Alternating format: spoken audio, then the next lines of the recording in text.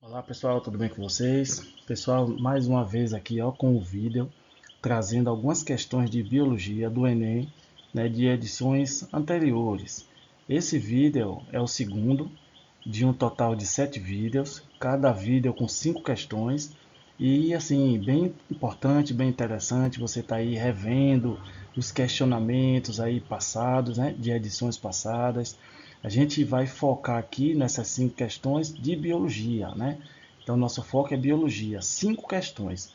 Então, para a gente otimizar o nosso tempo, vamos lá logo para a nossa primeira questão.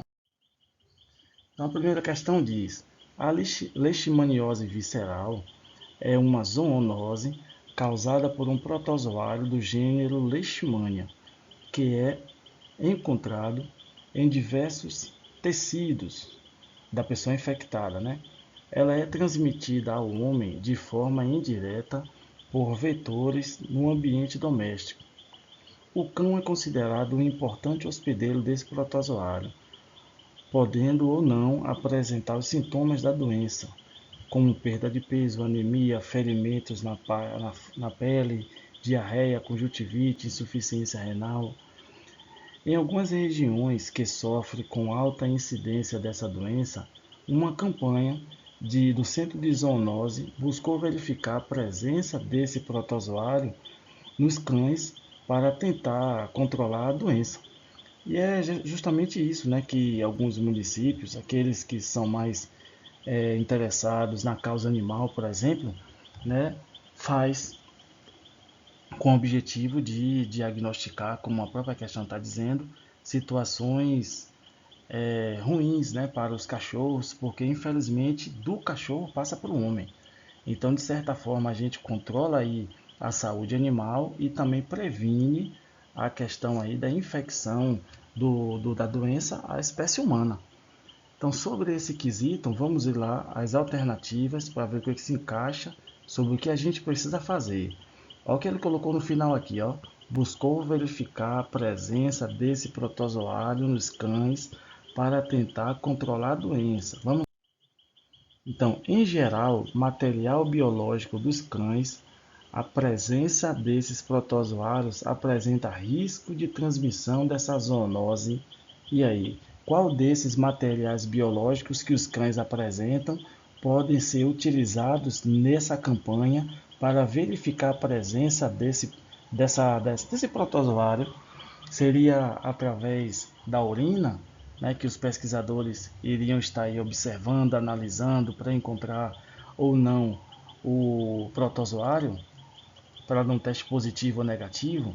Será que através da saliva dos cães, que os pesquisadores iriam estar ali observando a presença ou não do protozoário, das fezes? Nesse caso em especial, pessoal, a observação que os pesquisadores terão, né, será a partir da análise do sangue, né, questão letra D. É certo que alguns protozoários, né, eles são possíveis de se ser encontrados, né, nas fezes. Só que não é o caso do protozoário que causa a leishmaniose. Entendeu? No caso da leishmaniose, ela fica aí no sangue. Então, é um exame de sangue que irá identificar a presença do protozoário, tanto no ser humano quanto também aí no animal. Vamos lá para. Bom, segunda questão diz: o número de abelhas encontra-se em declínio em várias regiões do mundo, inclusive no Brasil, sendo que vários fatores contribuem para o colapso de suas colmeias. Nos Estados Unidos, bombas de sementes de espécies vegetais nativas têm sido utilizadas para combater o desaparecimento desses insetos. Ficam expostas ao sol e à chuva, germinam até mesmo em solos pouco férteis. Então é uma estratégia, né, que os Estados Unidos têm para evitar a extinção desses insetos, né, que são essas bombas aí de sementes contendo argila, contendo a própria semente e areia, com o objetivo de estar aí repovoando a vegetação de determinados locais impactados pela ação humana ou fatores naturais. Então vamos analisar alternativas para ver o que ele diz sobre isso. Então, sobre essas bombas, né, de sementes. Então, essas bombas, pessoal, na opinião de vocês, reduz a produção, perdão, reduz a predação das abelhas? Reduz o uso de pesticidas? Reduz a competição por abrigo? Aumenta a oferta de alimento? Né? Aumenta os locais de reprodução? Então, a questão aí, fácil demais, né? Questão aí do Enem 2023, você tem aí a questão letra D como a questão correta. Aumenta a oferta de alimento, que é um dos fatores que vem fazendo com que a população de abelha venha diminuindo. Um deles é o agrotóxico, né? O uso do agrotóxico. Outra questão está relacionada com a escassez de água, com a período de escassez, né? Período de pouca pluviosidade, pouco índice de chuva, elas acabam morrendo também. E um outro ponto é com relação aí ao desmatamento, e aí as plantas que elas usam para se alimentar e, né, são aí retiradas do ambiente, e essa estratégia dos Estados Unidos acabam repovoando, né, a vegetação nativa do local ali e tal, e com isso aumenta a oferta de alimento, beleza? Questão 3. Nessa questão 3 diz que os mais antigos cozinhavam feijão na panela de ferro e a fim de acabar com a palidez dos seus filhos. Nessa questão, pessoal, ele fala sobre o consumo do feijão, e a gente sabe que o feijão é um alimento rico em ferro, né? E aí, segundo ele, nessa questão, pessoas antigas faziam esse preparo, né? Preparavam o feijão e colocavam inclusive prego enferrujado para desse prego ser retirado o mineral ferro para que evitasse o quê? Né? Vamos ver lá, ó. A estratégia citada eram utilizadas com o objetivo de que, né, essas pessoas que cozinhavam o feijão, preparavam o feijão e colocavam ferro ali no meio do seu preparo, tinha qual objetivo? Na letra A, tratar a diarreia. Na letra B, prevenir a anemia. Na letra C, evitar as verminoses. Na letra D, ó, remediar o raquitismo ou combater a febre amarela. Então a gente tem aí como resposta, né, a galera sabe, questão fácil também, né, a prevenção de anemia. É isso? Então o ferro é um mineral presente aí no feijão e em outros alimentos. Não necessariamente precisa colocar esse ferro aí, né, esse prego, junto com o feijão em preparo, né, porque o próprio feijão já tem ferro e aí já é suficiente para controlar aí os índices de anemia, fazendo com que o nosso corpo produza as células sanguíneas de forma suficiente, satisfatória. Então, letra B é a resposta aí da questão. Vamos à próxima, quarta questão. Na quarta questão diz que a utilização da tecnologia nuclear é um tema bastante controverso por causa dos riscos de acidentes graves, como os que aconteceu em Chernobyl, em Goiânia e também em Fukushima. Apesar de muitas desvantagens, como a geração de resíduos tóxicos, na descontaminação ambiental também é um problema, né? Dispendiosa em casos de acidentes, no caso aí de acidentes, e a utilização de armas nucleares. A geração de energia nuclear apresenta vantagens em comparação a outras fontes de energia. Por qual motivo? Vamos ver lá? Então, a geração de energia nuclear apresenta vantagens em comparação a outras fontes de energia, mas em função a quê? Você vê que o próprio texto vem trazendo ali pontos negativos, né? Você tem ali a descontaminação ambiental é dificultada se ocorrer algum tipo de acidente em função aí da geração de energia através das usinas nucleares. Um ponto que ele trouxe, né? O outro ponto ele trouxe com relação aos resíduos, né, que são gerados, né, e que possivelmente possa aí estar no meio ambiente, como foi colocado anteriormente. Mas vamos ver lá nas alternativas o que ele diz aqui. A geração de energia nuclear apresenta vantagens em comparação a outras fontes de energia. Vamos ver. Então, a geração dessa energia tem como característica formar resíduos facilmente recicláveis? Será? Resíduos tóxicos nucleares são facilmente recicláveis? Então, corta, né? Tem nada a ver aí. Promover o aumento do desmatamento, pô, mas não tem nada a ver, né? Desmatamento com resíduos tóxicos, com energia nuclear, né? Corta também. Letra C. Contribuir para a produção de chuvas ácidas, por mais que a produção de energia nuclear gere gases poluentes, gere resíduos tóxicos, mas não é esse ponto que se combina com o vapor d'água e gera chuva ácida. Também corta isso daí. Emitir gases tóxicos, emitir gases tóxicos que são lançados ao ambiente ou produzir calor sem o consumo de combustíveis fósseis.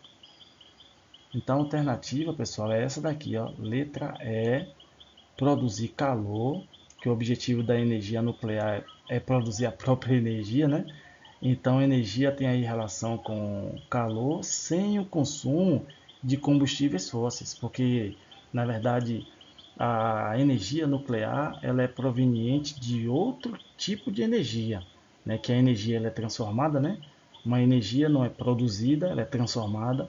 Então, a energia nuclear não é proveniente de combustíveis fósseis, é proveniente de outra fonte. Então, como a questão letra E, a alternativa letra E vem trazendo, sem o consumo de combustíveis fósseis e também a questão da produção de calor. Certo, certo.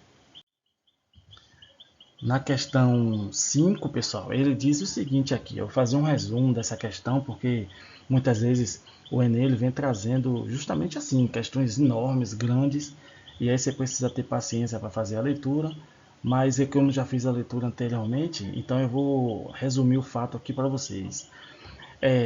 Nós, seres humanos, pessoas assim, com a quantidade de cromossomos normal, tida como normal, temos cerca de 46 cromossomos, né? Pessoas consideradas normais quanto ao número de cromossomos é considerada 46.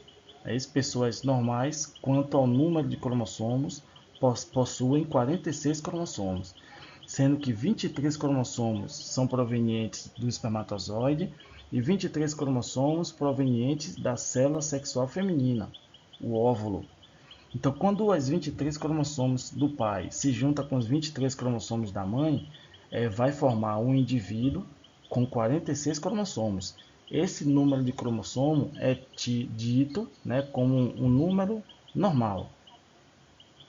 Só que existem pessoas que possuem um número de cromossomos diferente, né, dentro daquele que a maioria apresenta. Então, tem pessoas que apresentam 46, tem pessoas que apresentam 45. Então, pessoas que têm essa questão aí, né, isso apresentam a síndrome. Na questão aí exposta, diz que duas pessoas com a síndrome de Down, ou seja, cada uma dessa com 47 cromossomos, um cromossomo a mais, e está fazendo um planejamento para, no caso a mulher ali engravidar, eles terem filho, tal, beleza. Aí ele foi até um aconselhamento genético, né, até um geneticista, até um médico especialista, para saber a possibilidade de um filho nascer normal ou com um número alterado de cromossomo. Vamos ver nas alternativas o que traz lá como resposta. Então você tem uma mulher com síndrome de Down, um rapaz com síndrome de Down, que são pessoas também normais, né?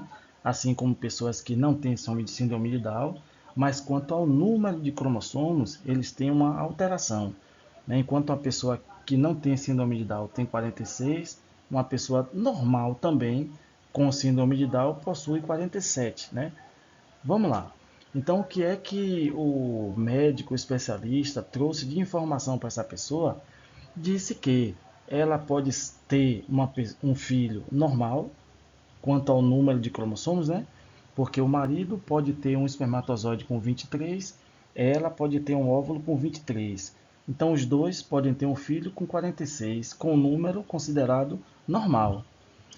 Porém, o homem pode ter um espermatozoide com 47, 23, 23, 24, perdão, 24 cromossomos, no lugar de 23, 24. E ela pode ter ali, ó, um óvulo com 23 cromossomos. Então forma 47 cromossomos. Então, nesse caso, pessoas que têm 47 cromossomos são chamadas de pessoas trissômicas. 47. 46 é normal, 47 é trissômica, mas também nesse casal aí, em questão, o rapaz pode ceder um espermatozoide com 24 cromossomos, enquanto que a mulher também pode ceder um óvulo com 24 cromossomos, formando aí uma, um zigoto, né, com 48 cromossomos, chamado de tetrassômico. Então nós temos aí a letra E como alternativa da questão. Então eles, no caso o casal, pode ter uma característica normal, um filho normal, um filho trissômico ou um filho tetrassômico. Depende do que for, né, o caso ali, da relação entre os dois, qual é o espermatozoide, qual é o óvulo que vão se juntar e vão formar o zigoto. Pode ser que venha com o número normal do espermatozoide e o óvulo, de cromossomos, né? No espermatozoide e no óvulo. Pode ser que venha alterado no homem, venha normal na mulher e venha alterado em um ou no outro. Então, tem essas três possibilidades aí, de ser filho normal, o filho trissômico ou o filho tetrassômico. E por aqui ficamos, né, por mais um vídeo com 5 questões aí direcionadas ao Enem. Então eu peço que você aí dê o joinha, valeu? Porque é o joinha que vai dar sustentação ao canal, valeu? E com isso ele está gravando aí mais aulas para em outros momentos você também estar aí fazendo uso, né, desse material. Então um forte abraço para vocês e até a próxima.